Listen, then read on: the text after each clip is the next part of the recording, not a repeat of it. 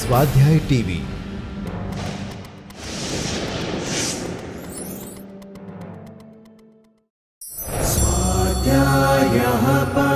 Doctor Baba Saheb Ambedkar open university.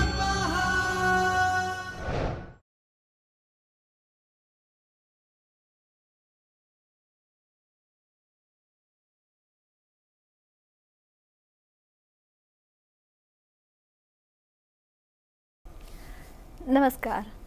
Doctor Baba Saheb Ambedkar open યુનિવર્સિટીમાં આપ સૌનું હાર્દિક સ્વાગત છે. મધ્યકાલીન સાહિત્ય, ગુજરાતી સાહિત્ય વિશે જ્યારે આપણે વાત કરતા હોઈએ તો આપણે એના જે નરસિંહ પૂર્વેના મધ્યકાલીન ગુજરાતી સાહિત્યના સ્વરૂપો છે એની ઝાંખી કરી, જેટલું સાહિત્ય લખાયું છે એની ઝલક જોઈ. હવે આપણે વાત કરવા જઈ રહ્યા છે નરસિંહ પૂર્વેની મધ્યકાલીન ગુજરાતી સાહિત્યની કૃતિઓની. એનો પરિચય આપણે મેળવીએ કે મધ્યકાલીન ગુજરાતી સાહિત્યમાં આ જે કૃતિઓ છે એનો શું ફાળો છે. આપણે જોઈએ તો મિત્રો, પ્રાગ નરસિંહ યુગમાં સાહિત્ય તો ઘણું લખાયું છે, પરંતુ તેમાં બહુ મોટો હિસ્સો જૈન સાહિત્યનો અને થોડો હિસ્સો એ જૈનેતર સાહિત્યના ફાળે જાય છે. આજના યુગની જેમ આ સાહિત્ય ફક્ત આનંદ ખાતર જ લખાતું નથી, પણ આ સાહિત્ય લોકમાનસનું ઘડતર કરતું, તેમને ધાર્મિકતા અને શ્રદ્ધાથી એકબીજા સાથે જોડી રાખતું આ સાહિત્ય દ્વારા પ્રજામાં સંસ્કારિતા અને લોકહિતકારી સંસ્કૃતિનું ઘડતર થતું આવ્યું છે.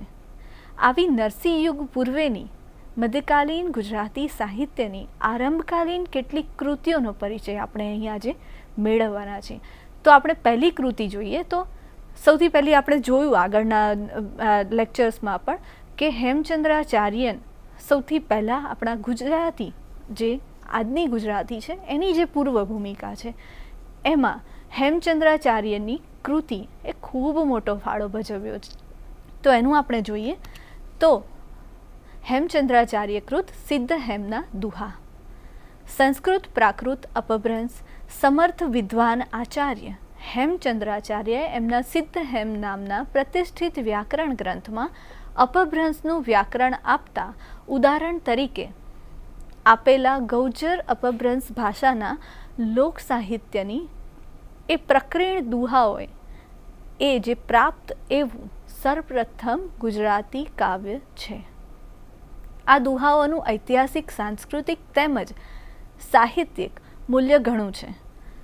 તત્કાલીન સમાજના પ્રેમ શૌર્યના જીવન મૂલ્યોની તે ઉત્કટ અભિવ્યક્તિ છે. તત્કાલીન લોકમાનસ પર પ્રકાશ પાડતા આ લોક પ્રચલિત દુહામાં પ્રેમની ઉક્તિ, શૃંગાર, સુભાષિત કે કોઈ સનાતન સત્ય પણ મુક્તપણે આવે છે. નાયક નાયિકાના પ્રણય શૃંગાર, સમાજમાં પ્રવર્તી વેશ્યાવૃત્તિ, કેટલાક પવિત્ર પ્રેમ, વીરત્વના ગુણગાન, વ્યવહારુ જીવન, સદગુણ, સદાચાર વગેરે સદ અસદ ગુણોનું આલેખન વિવિધ દુહાઓમાં પ્રગટ થયું છે. આપણે એક દુહો જોઈએ તો પુત્તે જાય કવણ, ગુણ અવગુણ કવણ મુએણ, જા બાપી કી ભૂંડહી ચંપી જઈ અવરેણ. એટલે કે બાપ દાદાની ભૂમિ અન્ય શત્રુઓ વડે ચંપાય તો પુત્રના જન્મ્યાથી 100 લાભ અને એના મર્યાથી ખોટસી. આમાં તમે જોઈ શકો છો કે વીરરસની વાત છે. આ જે બધા દુહાઓ છે આ તો એક ઉદાહરણ માત્ર હતું, પણ આ જે બધા દુહાઓ છે એમાં શૃંગાર અને વીરરસના આવા તો અનેક દુહાઓ સિદ્ધ હેમના આ ગ્રંથમાં જોવા મળે છે. આ ભૂમિના વાસીઓની પરાક્રમશીલતા અને રસિકતાનું આ દુહા દર્શન કરાવે છે. દુહો 10મો વેદ એમ જે કહેવાયું છે એને આ દુહા સાચા સાબિત કરે છે. હેમચંદ્રાચાર્ય સંપાદિત આ દુહા એ ગુજરાતી સાહિત્યની પ્રારંભની લોક હૃદયની વાણી છે. આ દુહા મુંજ મૃણાલના દુહા કે મેરુતુંગના પ્રબોધ ચિંતામણીમાં રાણક દેવીના દુહા કે ગુજરાતી લોક સાહિત્યની પ્રથમ પ્રસાદી સમા છે. આમાં કેટલીક સોરઠી લોક સાહિત્યમાં ઉતરી આવેલા પણ દુહા છે. લોકવાણીની સરળતા અને લાઘવ સાથે મીઠાસવાળા આ દુહા તત્કાલીન સમાજ જીવનના ઉલ્લાસને નિરૂપે છે. દુહામાં એક બાજુથી સરળતા અને લાઘવ છે, તો બીજી બાજુથી સામર્થ્ય, રસાગ્ધતા, મર્મવેધકતા હોય છે, જેને પરિણામે આ દુહા સાહિત્ય આપણી મૂલ્યવાન સાહિત્ય સંપત્તિ બને છે. હવે મિત્રો આપણે બીજી કૃતિ જે મધ્યકાલીન સાહિત્યની છે જોઈએ તો શાલિભદ્રસૂરીકૃત ભરતેશ્વર બાહુબલી રાસ. ઈસવીસન 1185માં રચાયેલી ભરતેશ્વર બાહુબલી રાસ ભાષા તથા રાસના સ્વરૂપમાં અભ્યાસની દ્રષ્ટિએ પણ ખૂબ જ મહત્ત્વની છે. આ કૃતિ દુહા, સોરઠા, રોળા અને ચોપાઈ જેવા માત્રામેળ છંદો તથા ગેય દેશીઓમાં લખાયેલી છે. આ રાસાનું કથાવસ્તુમાં તીર્થંકર ગણાતા વૃષભદેવના બે પુત્રો ભરત અને બાહુબલી વચ્ચેનું યુદ્ધ તેમજ બાહુબલીના વૈરાગ્ય, તપ અને કેવળ જ્ઞાનની પ્રાપ્તિ એના પ્રમુખ સ્થાને છે. જૈન સમાજમાં ભરત અને બાહુબલીની કથા અત્યંત પ્રખ્યાત છે મિત્રો. એમાં જૈનોમાં પ્રથમ તીર્થંકર વૃષભદેવને ભરત અને બાહુબલી નામના બે પુત્રો હતા. વૃષભદેવના બીજા 98 પુત્રો પણ હતા, પણ વૃષભદેવે મોટા પુત્ર ભરતને રાજગાદી સોંપી, બીજા પુત્રોને જે તે પ્રદેશો સોંપ્યા અને પોતે સંયમ વ્રત લીધું. ભરતને હવે થયું શું કે ભરતને ચક્રવર્તી થવાની અભિલાષા જાગી. આયુધ શાળામાં આપમેળે એક ચક્ર પ્રગટ થયું. ભરતે દિગ્વિજય કર્યો, પણ આ ચક્ર આયુધ શાળામાં પાછું ફર્યું નહીં.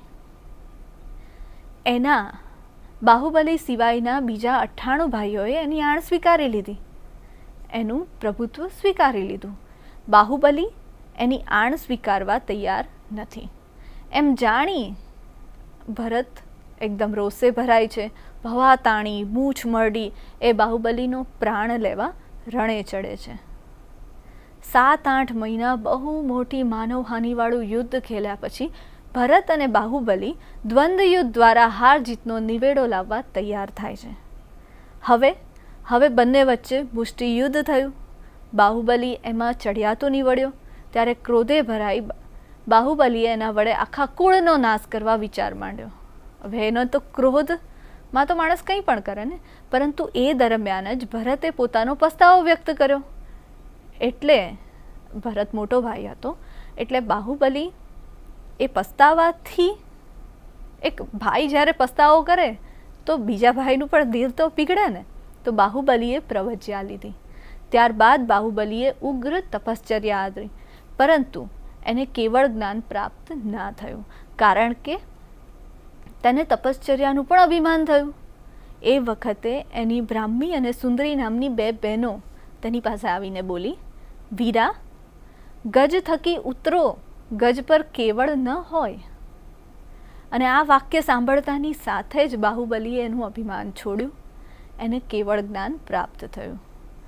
અહીં બાહુબલીનું ચરિત્ર અત્યંત સુંદર રીતે ઉપસાવી આપવામાં કવિને સફળતા પ્રાપ્ત થઈ છે. કવિનું ભાષા પ્રભુત્વ વીરરસના વર્ણનોમાં જોવા મળે છે. વર્ણાનુપ્રાસ અને ડિંગળના કવિઓની જેમ વર્ણઘોષનો યથોચિત ઉપયોગ આ કૃતિને સરસ બનાવે છે. આ કૃતિમાં સુંદર, જીવંત, સચોટ સંવાદો છે. યુદ્ધ, કિલ્લા, નગરના વર્ણનો, વ્યક્તિના નામો, ભાષાને કારણે એની મહત્તા વિશેષ છે. અહીં મોટાભાગના વીર રસ અને અંતે વૈરાગ્યનો રસ અને છેલ્લે શાંત રસ છે. દોહા, સોરઠા, વસ્તુ, રોળા ને ચૌપઈ જેવા છંદો તથા ગેય દેશીઓ આમાં પ્રયોજાયા છે. ગુજરાતી ભાષાના ઐતિહાસિક વ્યાકરણ માટેની તેમજ સાંસ્કૃતિક ઇતિહાસ માટેની મહત્ત્વની ઘણી સામગ્રી આ રાસકૃતિમાંથી આપણને પ્રાપ્ત થાય છે. આ રાસકૃતિ જોયા પછી હવે આપણે સ્વરૂપો જ્યારે જોયા તો રાસ પછી એક ફાગુ કરીને પણ સ્વરૂપ આવતું હતું, તમને યાદ જ હશે. તો આ જે સ્વરૂપ છે એના આધારિત એક સરસ ફાગુ કૃતિની આપણે વાત કરવાની છે. તો એ ફાગુ કૃતિ છે જીન પદ્મસૂરીકૃત સિરીથુલીભદ્ર ફાગુ. આ કૃતિનો રચનાકાળ નિશ્ચિતપણે પ્રાપ્ત થતો નથી, પણ જીન પદ્મસૂરીએ ઈસવીસન 1334માં આચાર્ય પદવી અને તે પછી 1344માં તેઓએ કાળધર્મ પામ્યા તે પહેલાંના ગાળામાં આ કૃતિની રચના થયેલી હોવાનું અનુમાન છે. સ્થૂલિભદ્ર વિષયક ફાગુઓમાં સૌથી પ્રાચીન ફાગુ જેને કહેવાય તો એ આ છે. સ્થૂલિભદ્ર જૈન ધર્મના ઇતિહાસમાં એક પ્રસિદ્ધ આચાર્ય થઈ ગયા. પૂર્વાશ્રમમાં તેઓ પાટલીપુત્રના નંદરાજાના મંત્રી શકટાલના પુત્ર હતા. અત્યંત સ્વરૂપવાન અને કાંતિવાન સ્થૂલિભદ્ર કામદેવ જેવું રૂપ ધરાવતા હતા. પાટલીપુત્રની પ્રસિદ્ધ વરાંગના કોશાના પ્રેમમાં પડીને તેઓ સતત 12 વર્ષ સુધી એના નિવાસ સ્થાને રહ્યા હતા. શકટાલના મરણ પછી રાજા એમને મંત્રીપદ આપવા તત્પર હતા, પરંતુ સંસાર ઉપર વિરક્તિ જાગવાથી એમણે સંભૂતિ વિજય ગુરુ પાસે જઈ અને દીક્ષા લઈ લીધેલી. ગુરુનો આદેશ લઈને દીક્ષા પછી કોસાના જ નિવાસ સ્થાને ચતુર્માસ ગાળવા આવ્યા. ત્યાગી અને વિરક્ત એવા સ્થૂલિભદ્ર કોશાને જ પ્રતિબોધ પ્રમાણીને પોતાના અભિગ્રહ એમણે પૂર્ણ કરી બતાવ્યો. આ કથાનકને જ જીન પદ્મસુરીએ 27 કડીના ટૂંકા ફાગુ કાવ્યમાં નિરૂપ્યું છે. આમાં એક કડી દુહાની અને એક કડી અથવા તો એથી વધુ કડી કવિએ રોડાની પ્રયોજાયેલી છે. ફાગુ કાવ્યોમાં મોટે ભાગે વસંતનો મહિમા ગવાયેલો હોય છે, પણ આ ફાગુ કાવ્યમાં સ્થૂલિભદ્ર કોશાના શૃંગાર પ્રસંગોને કવિએ ફાગણના નહીં પરંતુ વર્ષા ઋતુમાં ગોઠવ્યો છે. એનું કારણ મિત્રો તમે જાણો છો? આમાં ચતુર્માસની વાત આવે છે અને ચતુર્માસ ક્યારે કરે? વર્ષા ઋતુમાં હોય. એટલે અહીં વર્ષા ઋતુનું નિરૂપણ પણ થયું છે. આ એક એવું ફાગુ કાવ્ય છે કે જેમાં વર્ષા ઋતુનું નિરૂપણ કરી શૃંગાર ચેષ્ટાઓ એ માસના પરિવેશમાં દર્શાવાય છે. જો કે કૃતિની અંતિમ કડીમાં ફાગુ કાવ્યને કારણે ખેલાનાઈ ચૈત્રમાસી એવું સૂચન કરવામાં આવ્યું છે. અહીં અલંકારોથી મંડિત આ સૌંદર્ય વર્ણન કવિની રસિકતા તો પ્રગટ કરે જ છે, પરંતુ સાથોસાથ કવિના ભાષા પ્રભુત્વ અને કવિત્વને પણ પ્રગટ કરે છે. સ્થૂલિભદ્ર એક મહાન જૈન સાધુ થઈ ગયા. 27 કડીના આ નાના કાવ્યમાં ફાગુ કાવ્યમાં સ્થૂલિભદ્રના જીવન પ્રસંગો 7 વિભાગમાં વહેંચીને વર્ણવવામાં આવ્યા છે. આ કૃતિ તે યુગ સંસાર ચિત્ર દર્શાવનારી રચના તરીકે ખૂબ જ મહત્ત્વની છે. કાવ્યનો આરંભ જેટલો લાક્ષણિક છે એટલો જ એનો અંત આપણને લાક્ષણિક જણાતો નથી. કોશાના સૌંદર્યનું કે વર્ષાનું વર્ણન આ કૃતિએ એક આગવું રૂપ બક્ષે છે. કાવ્યના અંતે આવતા કોશા અને સ્થૂલિભદ્ર વચ્ચેના સંવાદો પાત્રોચિત અને આકર્ષક છે. કાવ્યની ભાષા પણ સરળ, મધુર અને મનોહર છે. એ રીતે આ સ્થૂલિભદ્ર ફાગુ સર્વ જૈન અને જૈનેતર ફાગુમાં એક વિલક્ષણ કૃતિ છે અને અનોખું અને ઉચ્ચ કોટીનું કાવ્યનું સ્થાન આ કૃતિ ધરાવે છે. હવે પછીની કૃતિ આપણે જોઈએ તો રાજશેખર કૃત નેમિનાથ ફાગુ. મિત્રો, રાજશેખર સુરીકૃત નેમિનાથ ફાગુ સને 1349માં રચાયેલ ધાર્મિક ફાગુ કાવ્ય છે. નેમિનાથ અને રાજીમતી ની જૈન ધર્મની જે અત્યંત પ્રખ્યાત કથા છે એનો આધાર અહીંયા લેવામાં આવ્યો છે. કેન્દ્ર સ્થાને નેમિનાથના અને રાજીમતી સાથે ન થઈ શકેલા લગ્ન અને વૈરાગ્ય પ્રેરિત મહાભિનિષ્ક્રમણનો પ્રસંગ આ કવિનું કથાવસ્તુ છે. ચિત્તથી વૈરાગી એવા નેમિનાથને શ્રી કૃષ્ણની રાણીઓ વસંતલીલા રમાડી રાજીમતી એટલે કે રાજુલ સાથે લગ્ન કરવા સમજાવે છે.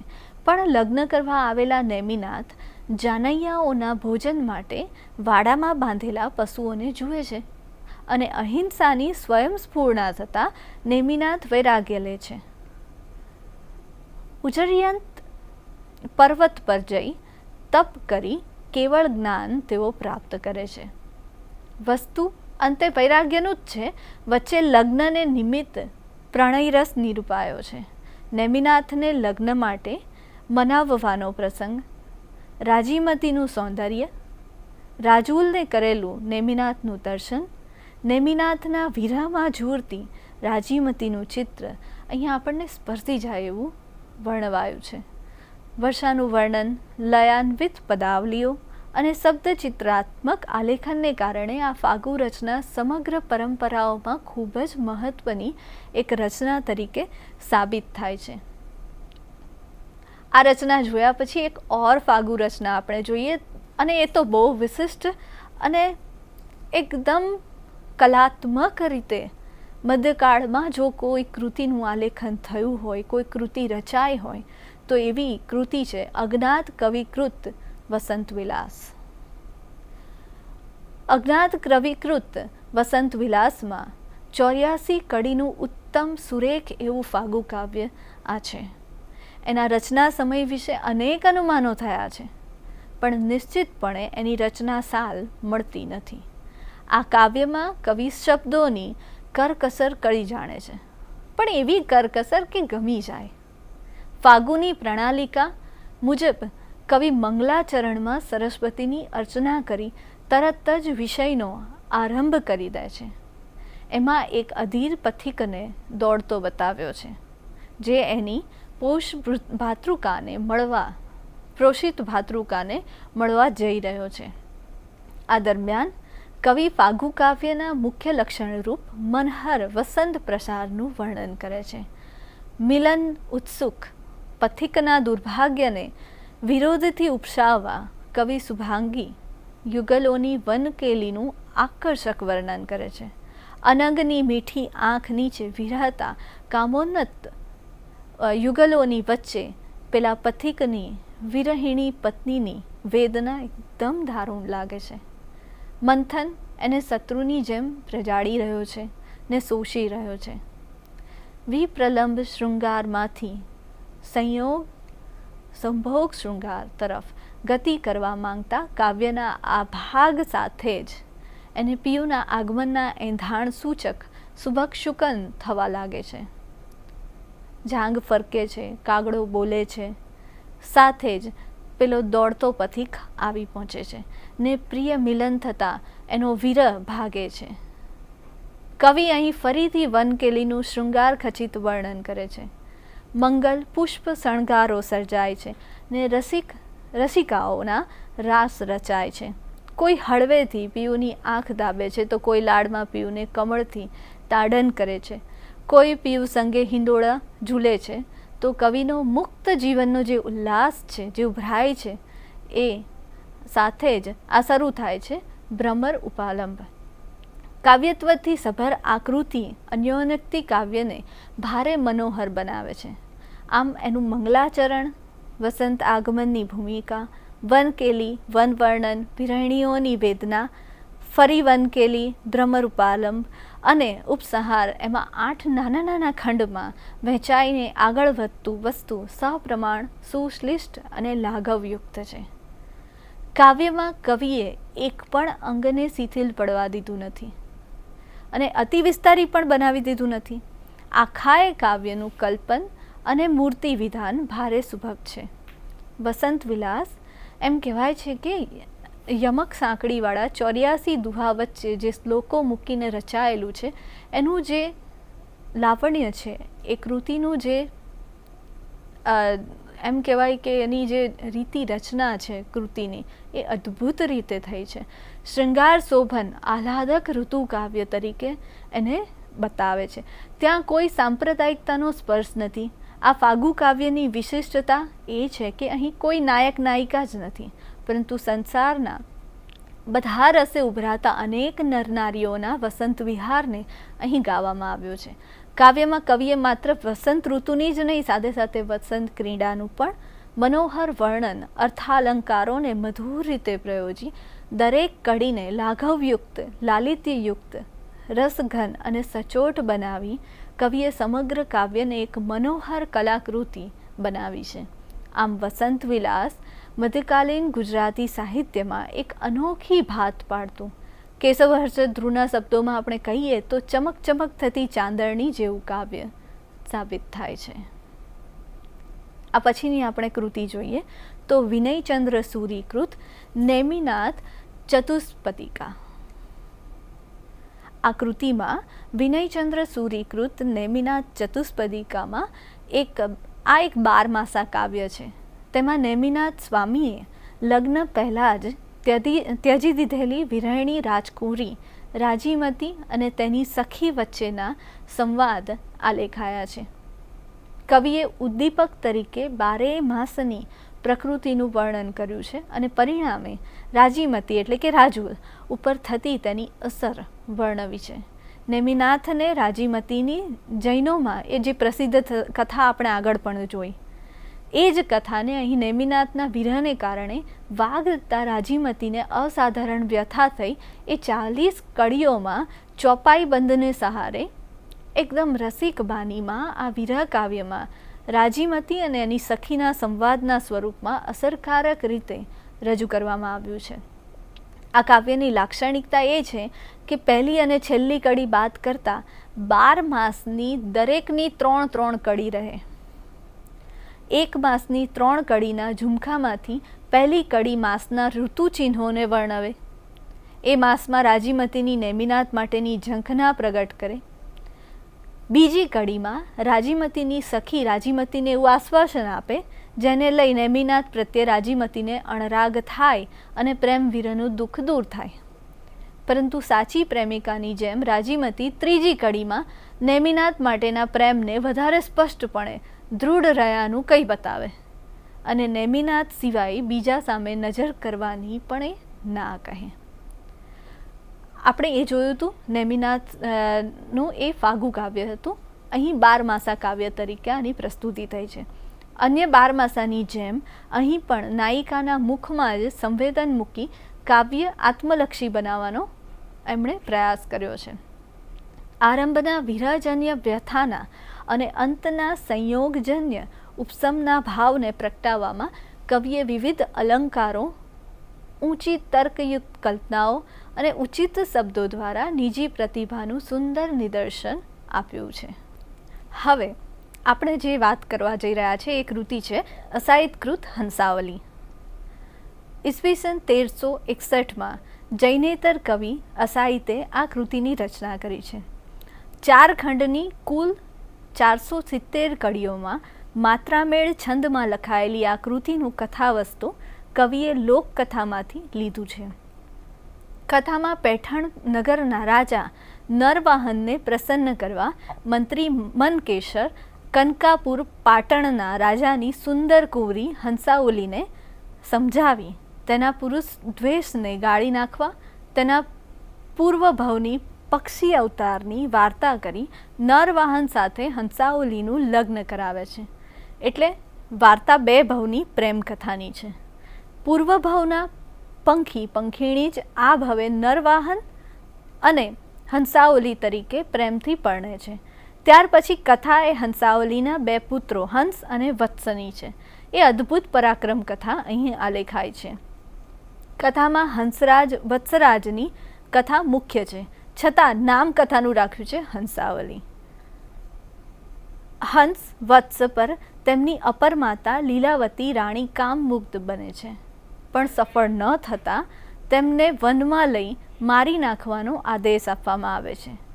ચતુર મંત્રી મનકેશર તેમને વનમાં જીવતા છોડી દે છે. બંને ભાઈ રાજ્ય બહાર જવા ઈચ્છે છે. વનમાર્ગમાં સર્પદંશથી હંસ મરી જાય છે. વત્સ તેનું સબ ઝાડ પર બાંધીને ચંદન કાષ્ઠી લેવા પાસેના નગરમાં જાય છે, કાંતિનગરમાં જાય છે. એ દરમિયાન ગરુડના સ્પર્શથી હંસનું ઝેર ઉતરી જતાં તે જીવતો થઈ કાંતિનગર પ્રતિ એ ભણી ચાલવા માંડે છે અને ત્યાં જ કલ્હણ કબાડીને ત્યાં કામ કરવા રહે છે. વત્સ કાંતિનગરમાંથી એક વેપારીને ત્યાં થાપણ મૂકી ચંદન કાષ્ઠાદી લઈ પાછો આવે છે ને હંસને ત્યાં ન જોતા, કારણ કે એ તો લટકાવીને ગયો છે ને ત્યાં બાંધીને ગયો છે, તો એને ત્યાં ન જોતા તેના પગલાં જુએ છે. નગરના વેપારી વત્સ પર ચોરીનું આડ ચડાવી વધની શિક્ષા કરે છે, પણ વધ કરાવનારા નગર રક્ષક તેને નિર્દોષ જાણી બચાવી લે છે. વેપારીના થાપણ પચાવવાના પાપને કારણે ડૂબી જતા વહાણ સાથે વત્સને મોકલવામાં આવે છે. વહાણ સાથે તે સનકાવતી નગરીમાં આવે છે.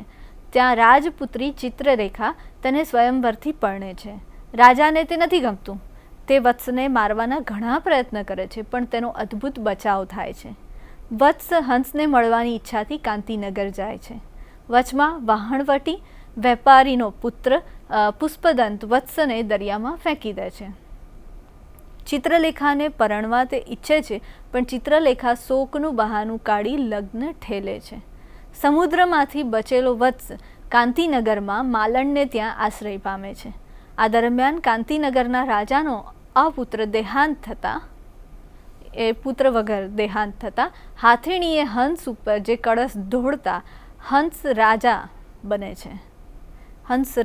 રાજા બને છે. અંતે વત્સ ચિત્રલેખાને અને હંસને મેળવે છે. પછી બંને ભાઈઓ પૈઠણ નગરમાં જાય છે, મા બાપને મળે છે, આનંદ પ્રવર્તે છે. એ પ્રસંગ અને વ્યક્તિઓના તથા જનસમાજના વર્ણનો અહીં ખૂબ જ નોંધપાત્ર રીતે થયેલા છે.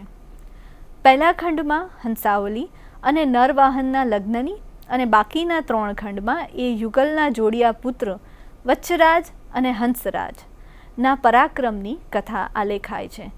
મધ્યકાળમાં હંસાવલીની કથા ખૂબ જ લોકપ્રિય બની હતી. કથામાં લીલાવતીના સૌંદર્ય વર્ણન વેળાએ તથા હંસના શવ ઉપર વત્સરાજ જે વિલાપ ગીત ગાય છે એમાં અસાયિતનું કવિત્વ ઝળકે છે. અદ્ભુત રસને પણ કથામાં અસાયિત યથાવકાશ ગૂંથી લઈ અનેરી જમાવટ કરે છે. કૃતિનો કાવ્યબોધ મુખ્યત્વે ચોપાઈનો છે. વચ્ચે વચ્ચે દોહરા, વસ્તુ વગેરે માત્રામેળ છંદો અહીં ઉપયોગમાં લેવાય છે. ભાષાની દ્રષ્ટિએ કૃતિની રચના જૂની પશ્ચિમી રાજસ્થાનીમાં લખાયેલી છે. કથાનો ક્રમિક વિકાસ, ચરિત્ર ચિત્રણ, વર્ણન કલાને કારણે હંસાવલી મધ્યકાલીન ગુજરાતી સાહિત્યની મહત્ત્વની રચના ગણાય છે. આ પછી આપણે મધ્યકાલીન ગુજરાતી સાહિત્ય નરસિંહ પૂર્વેની કૃતિઓમાં જોઈએ તો જયશેખર સૂરીકૃત ત્રિભુવન દીપક પ્રબંધ 432 કડીની રૂપકાત્મક અભિવ્યક્તિથી સભર ત્રિભુવન દીપક પ્રબંધ જયશેખરની અત્યંત મહત્ત્વની રચના છે. મૂળ સંસ્કૃતમાં રચાયેલી પ્રબોધ ચિંતામણી રચનાના કર્તાએ જ પોતે ગુજરાતીમાં કરેલો આ અનુવાદ છે. આત્મારૂપી રાજાને માયાને પોતાની જાળમાં ફસાવી તેની પ્રિય એવી ચેતના રાણીથી એને છૂટો પાડ્યો છે. પછીથી એની સ્થિતિ આ રચનામાં કેન્દ્ર સ્થાને છે. ત્રિભુવન દીપક પ્રબંધ રચના નથી પણ રૂપક પ્રધાન કાવ્ય છે. રૂપક ગ્રંથિમાં મનુષ્યના ગુણ, સ્વભાવ, આચાર, વિચાર વગેરે અમૂર્ત ભાવોને સજીવારોપણ દ્વારા મૂર્ત રૂપે આપવામાં આવે છે. ત્રિભુવન દીપક એવો પરમહંસરૂપી રાજા બુદ્ધિ, બળ, કળ ધરાવે છે. તે અનાદિ અનંત છે.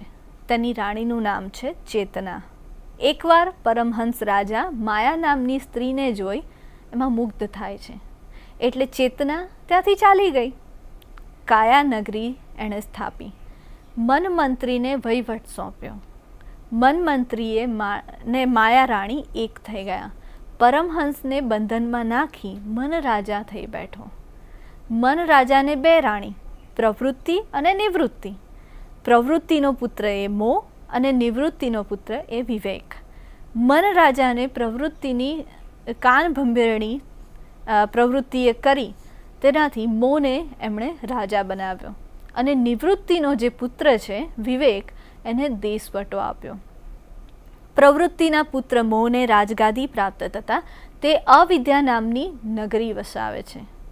મોહની રાણીનું નામ છે દુર્મતિ. દુર્મતિ દ્વારા કામ, રાગ, દ્વેષ એ 3 પુત્રો અને નિંદ્રા, અધૃતિ અને હિંસા એ 3 પુત્રીઓ છે. બંને આત્મારામ વનમાં વિમલ બોધરૂપી કુલપતિનો લાભ લીધો. કુલપતિ એમને અરિયંત રાજા પાસે લઈ જાય છે. આ વિવેકની વાત છે. તેમણે વિવેકને પુણ્યરંગ પાટણનો રાજા બનાવ્યો. વસંતકાળે મોહનો પુત્ર કામકુમાર દિગ્વિજય કરતા પુણ્યરંગ પાટણ ઉપર ચડી આવે છે. ત્યારે વિવેકે સંયમશ્રીના સ્વયંવરમાં ગયો હોય છે. નગર ખાલી હતું. કામ જે મોહનો પુત્ર છે એણે આ નગર પચાવી પાડ્યું. વિવેકે સંયમશ્રીને વરીને પાછો આવ્યો અને શત્રુંજય પાસે વિવેકે બ્રહ્માસ્ત્રથી મોહને મારીને હરાવ્યો. આથી મન અને પ્રવૃત્તિ શોકાતુર થઈ ગયા. મને વિવેકને રાજ્ય આપ્યું. વિવેકે મનને મોની ભ્રમણા છોડી ઓમકારમાં સ્થિર થઈ પરમાનંદ પામવાનો અનુરોધ કર્યો. મન મોહને ભૂલ્યો ને તેમણે ધ્યાન અગ્નિમાં પ્રવેશ કર્યો. એટલે કે અજ્ઞાતવાસમાંથી ચેતના હવે પાછી આવી. પતિ પરમહંસને સમજાવ્યું કે માયા મન મોહનો નાશ થયો છે, હવે તમે પ્રકાશો. પરમહંસ પરમ પ્રકાશ પામ્યા. પરમહંસ ત્રિભુવન રાજ્ય પાછું મેળવ્યું. આ પરમહંસ આત્મા જ જીવન છે, એ જ કલ્યાણ છે. અહીં પ્રસ્તુત રૂપક ગ્રંથિમાં આવતા આ પાત્રો જુદા જુદા ગુણોના પ્રતીક બની રહે છે. આ પ્રકારની રચનાઓ દ્વારા ધર્મોપદેશ સરળતાથી આપી શકાય છે, પરંતુ કોઈક વાર આ પ્રકારનું નિરૂપણ એકદમ જડ અને યંત્રવત બની જવાનો ભય ચોક્કસ રહે છે. આ રચનામાં શરૂથી માંડીને અંત સુધી સાધ્યંત સરળતા જળવાઈ રહી છે, રસ જળવાઈ રહ્યો છે. ભારતીય જ્ઞાનમાર્ગની કાયા અને આત્મા વિષયક વિગતો અહીં રૂપાક્ષરો દ્વારા આલેખાય છે.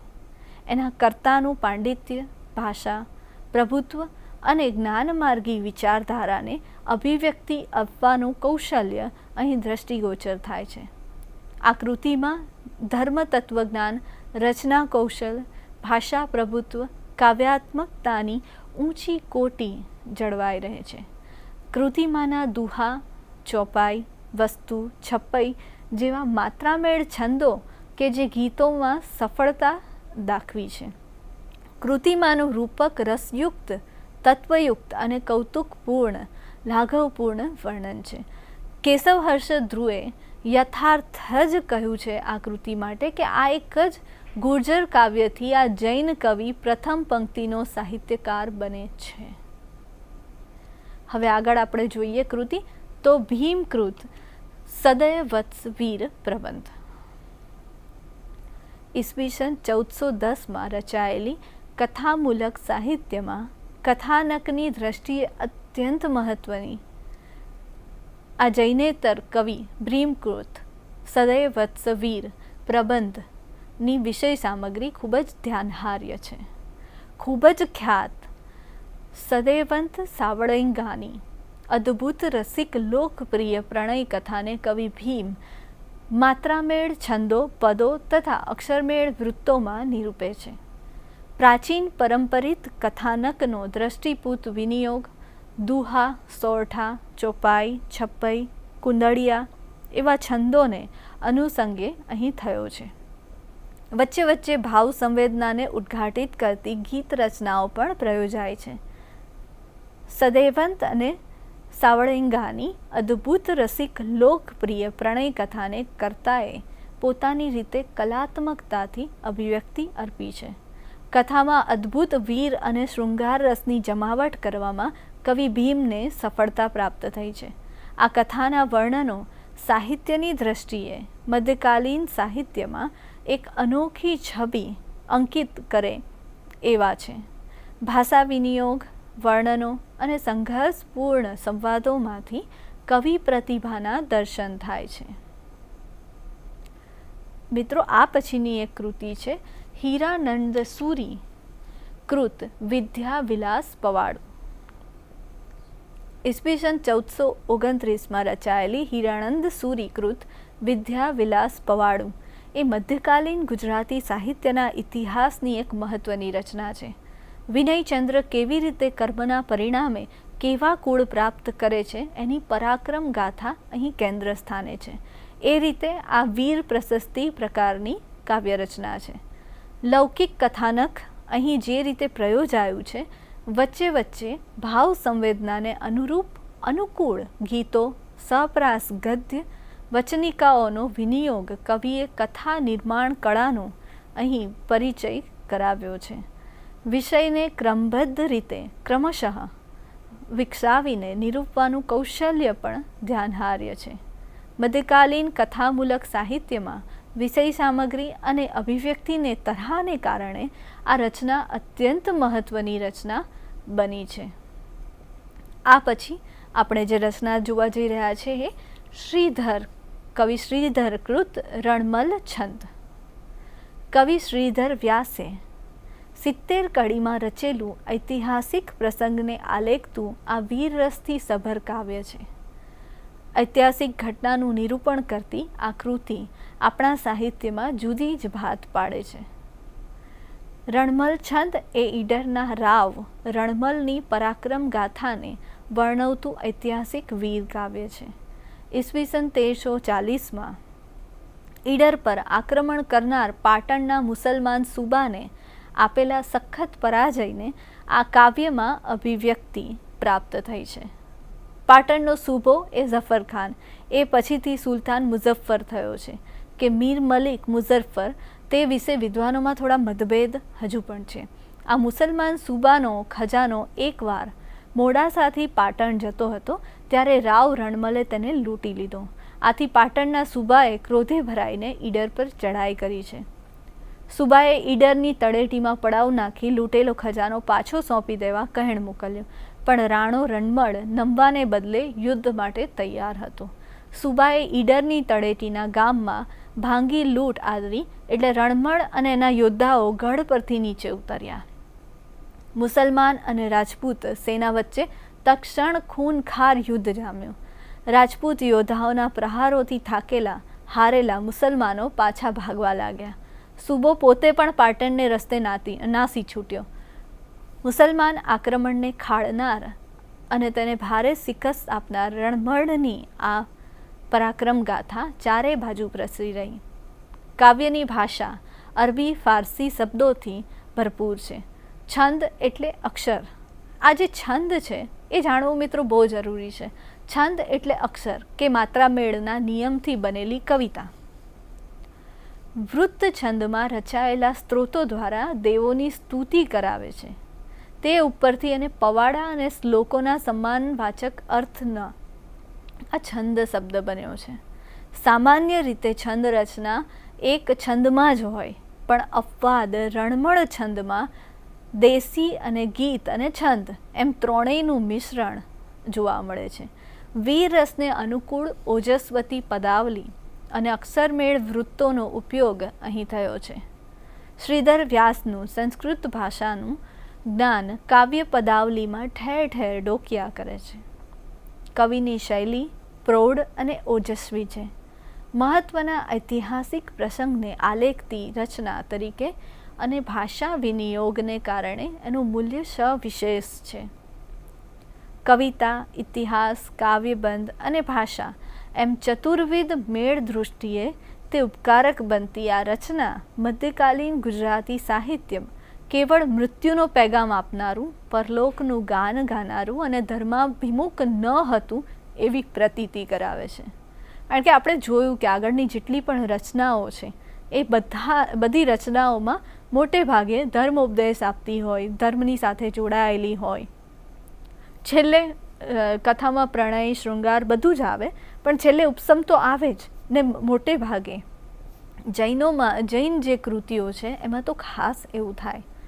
તો એથી વિશેષ આ રણમળ છંદ જે કથા છે એ જુદી પડે છે. આપણે બીજી એક કૃતિ જોઈએ, અબ્દુર રહેમાન કૃત સંદેશક રાક્ષક ભાષાની દ્રષ્ટિએ ઉત્તર ગૌજર અપભ્રંશ કાળની રચના છે. ગુજરાતી ભાષામાં મુસ્લિમ કવિઓએ પણ લાક્ષણિક પ્રદાન કર્યું છે. એની પ્રતીતિ અબ્દુર રહેમાન કૃત સંદેશક રાસક કરાવે છે. 14મા શતકના અંતિમ દાયકામાં રચાયેલી આ કૃતિ 223 કડીમાં વિપ્રલંબ શૃંગારનું નિરૂપણ કરતી સુંદર કાવ્ય રચના છે. રચનાનું કથાનક ખૂબ જ ટૂંકું છે. વિજયનગરવાસી વિરહિણી નાયિકા કોઈ પતિ ખંભાતનો છે એ જણાતા ખંભાતમાં રહેતા પોતાના પતિને તેની સાથે સંદેશો મોકલાવે છે. આ પ્રકારે આ શૃંગાર ખચિત સુમધુર રાસ રચના કાવ્ય ગુણોથી સમૃદ્ધ દૂત કાવ્ય હોવા ઉપરાંત ઋતુ કાવ્ય પણ છે. વીરરસના મેઘદૂતના અનુકરણ રૂપ દૂત કાવ્યોની પ્રણાલિકામાં પોતાની આગવી છાપ છોડતું આ કાવ્ય મધ્યકાલીન ગુજરાતી કાવ્ય અને સંસ્કૃત કાવ્ય પ્રણાલિકાના કેટલાક તત્વોનો સમાવેશ કરે છે. નાયિકાના પતિ પ્રેમનું અને વિરહ ભાવનું આલેખન અને પથિકને મુખે ખંભાત નગરનું કરાયેલું વર્ણન ધ્યાન ખેંચે તેવું છે. કોઈ પણ પ્રકારના ધર્મના વળગણ વગરની આ આખી રચનામાં ભાષા, છંદ અને રસ અલંકાર ઉપરનો કવિનો કાબુ પ્રશસ્ય કોટીનો છે. આખા કાવ્યમાં પ્રયોજાયેલી ભાષા ચારણી ડિંગળની પૂર્વ ભૂમિકાની અપભ્રંશ પ્રકારની છે. આ સાહિત્ય જે મધ્યકાલીન ગુજરાતી નરસિંહ પૂર્વેનું સાહિત્ય છે, પણ ઘણી બધી કૃતિઓ રચાય છે. એ કૃતિઓનો આપણે આ પરિચય મેળવી રહ્યા છે. એ પરિચયમાં હવે આગળની એક કૃતિ જોઈએ તો કવિ માણિક્ય સુંદર સૂરીકૃત પૃથ્વીચંદ્ર ચરિત. પૃથ્વીચંદ્ર ચરિત આ સમયગાળા દરમિયાન લખાયેલી ગદ્ય કૃતિઓમાંની સૌથી મહત્વની કૃતિ મનાય છે. ભરત ક્ષેત્રના મરહઠ દેશમાં પઠીણપુર નગરીમાં પૃથ્વીચંદ્ર નામે પ્રતાપી રાજા રહેતો હતો. એક રાત્રે એને સ્વપ્ન આવ્યું. એમાં એક દેવબાળા આવી એના કંઠમાં વરમાળા આરોપીને અલોપ થઈ ગઈ. આ સ્વપ્ન જાણે સાકાર થવાનું જ હોય તેમ બીજે દિવસે અયોધ્યા નગરીનો એક દૂત રાજસભામાં આવ્યો. તેણે પૃથ્વીચંદ્ર સમક્ષ કૌશલ દેશ અયોધ્યા નગરી, ત્યાંના રાજા સોમદેવ અને તેની પુત્રી રત્નમંજરીની પ્રશંસા કરી અને રાજકુંવરીના સ્વયંવરની તેને જાણ કરી. પૃથ્વીચંદ્ર પોતાની વિશાળ સેના સાથે રત્નમંજરીના સ્વયંવરમાં જવા નીકળ્યો. માર્ગમાં શ્રીપતિ નામના વણિકને બચાવવાના ઉદ્દેશ્યથી તેણે પદ્મપુરના રાજા સમરકેતુ સાથે યુદ્ધ કર્યું અને એને પરાજય આપ્યો. બંનેને દુઃખી જોઈ પૃથ્વીચંદ્રે તેમને ઉપદેશ આપ્યો અને તેમણે દીક્ષા લીધી. રાજા પૃથ્વીચંદ્રે આગળ પ્રયાણ કર્યું અને તે અયોધ્યામાં આવી પહોંચ્યા. અનેક દેશના રાજાઓ સ્વયંવરમાં આવ્યા હતા. રત્નમંજરીએ પૃથ્વીચંદ્ર અને તેના રાજ્યની પ્રશંસા સાંભળી તેને વરમાળા પહેરાવી દીધી. આ મંગળ ઉત્સવ પ્રસંગે વાજિંત્રો વાગી રહ્યા હતા ત્યારે ધૂમકેતુ નામનો એક રાજા રત્નમંજરીને ઉપાડી ગયો. સ્વયંવર મંડપમાં સર્વત્ર હાહાકાર મચી ગયો. એમાંથી સૌના આશ્ચર્ય વચ્ચે એક દેવી બહાર આવી. એના ખોળામાં રત્નમંજરી સાથે લગ્ન થયું અને થોડા દિવસ અયોધ્યામાં રાજા રહ્યો. આ સમય દરમિયાન રાજા સોમદેવ સાથે પૃથ્વીચંદ્રે ત્યાંના પધારેલા તીર્થંકર ધર્મનાથ પાસે ધર્મોપદેશ સાંભળ્યો. એ પછી પૃથ્વીચંદ્ર રત્નમંજરીને લઈને પહીઠણપુર આવ્યો. રત્નમંજરી મહીધર નામના પુત્રને જન્મ આપે છે. પૃથ્વીચંદ્રે ઘણા લાંબા સમય સુધી રાજ કર્યો. એક દિવસ કન્નડ દેશના રાજાએ પહીઠણપુર પર ચડાઈ કરી. પૃથ્વીચંદ્રે સેના તૈયાર કરી પોતે હાથી પર બેસી રણક્ષેત્ર તરફ ચાલ્યો. પરંતુ તેને આત્મચિંતન કરતાં જણાયું કે આ બહારના એક દુશ્મન કરતાં દેહનો અંદરનો રહેલો કામ ક્રોધાગ્નિ પણ ઘણા દુશ્મનો હજુ જીતવાના બાકી છે. એટલે કે પોતાના મનની આત્માની એને ત્યાં પરિચય થયો કે મનમાં રહેલા જે દુશ્મનો છે એને હરાવવાના તો હજુ બાકી છે. ચિંતનમાંથી તેણે કેવળ જ્ઞાન લાદ્યું. દુશ્મન રાજા પણ શાંત થઈ શરણે આવ્યો.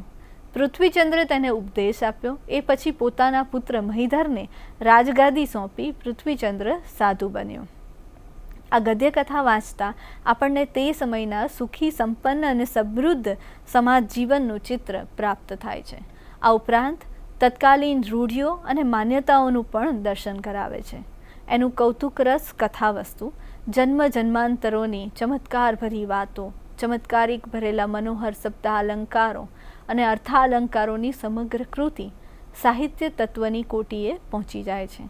માણિક્ય સુંદર સૂરીને ગુજરાતી ભાષાના બાણભટ્ટ તરીકે ઓળખાવી શકાય એમ છે.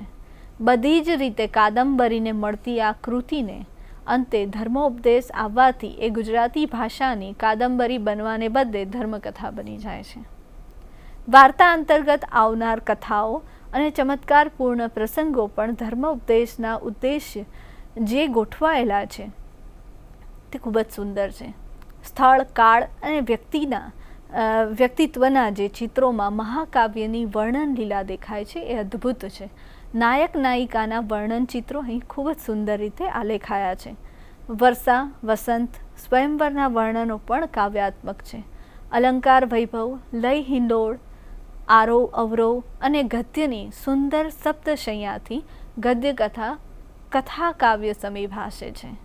લાંબા લાંબા સમાસો લેખકની ગદ્ય ક્ષમતાના ધોતક છે. આમ શૃંગાર, વીર, અદ્ભુત અને ઉપસમના શાંત રસનો આસ્વાદ અહીં પ્રાપ્ત થાય છે. પરંતુ આમ છતાં આ કૃતિના અંતે નિરૂપાતો ધર્મનો જય જયકાર આખરે તો આ કૃતિને પણ ધર્મકથા જ બનાવી દે છે. આમ મિત્રો, મધ્યકાલીન ગુજરાતી સાહિત્ય, ગદ્ય સાહિત્યમાં પૃથ્વીચંદ્ર ચરિત્રનું સ્થાન ખૂબ જ મહત્ત્વનું છે. ગદ્ય સ્વરૂપની મૂળભૂત તાસીરનો અહીંથી આપણને પરિચય પ્રાપ્ત થયો હોય, એની મહત્તા આ કારણે સવિશેષ વધી જાય છે. મિત્રો, મધ્યકાલીન ગુજરાતી સાહિત્યમાં આરંભે જૈન કવિઓએ તથા જૈનેતર કવિઓએ જે મહત્ત્વનું પ્રદાન કર્યું છે, જૈન કવિઓનું વૈવિધ્યપૂર્ણ અને વિપુલ માત્રામાં જે પ્રદાન છે તથા જૈનેતર કવિઓનું પણ સત્વશીલ પ્રદાન છે, એનું આરંભકાળનું જે ચિત્ર છે એ અહીં સ્પષ્ટ થયું છે. આપણે અહીં જોઈ શકીએ છીએ કે આપણે તો થોડીક નામ માત્ર જે વિશેષ અને વિશિષ્ટ રચનાઓ હતી એનો પરિચય મેળવ્યો, પણ એવી તો અસંખ્ય કૃતિઓ જૈન અને જૈનેતર આ કાળ દરમિયાન રચાયેલી આપણને જોવા મળે છે. આ બધી કૃતિઓનો આપણે પરિચય અહીંયા આટલા સમયમાં કરવો શક્ય નથી, પણ જે નાની ઝલક સમી આપણે વાત કરી એનાથી તમને મધ્યકાળ અને નરસિંહ પૂર્વેનું જે સાહિત્ય રચાયું છે એનો આછો પાતળો પણ સ્પષ્ટ ખ્યાલ ચોક્કસ મળ્યો હશે.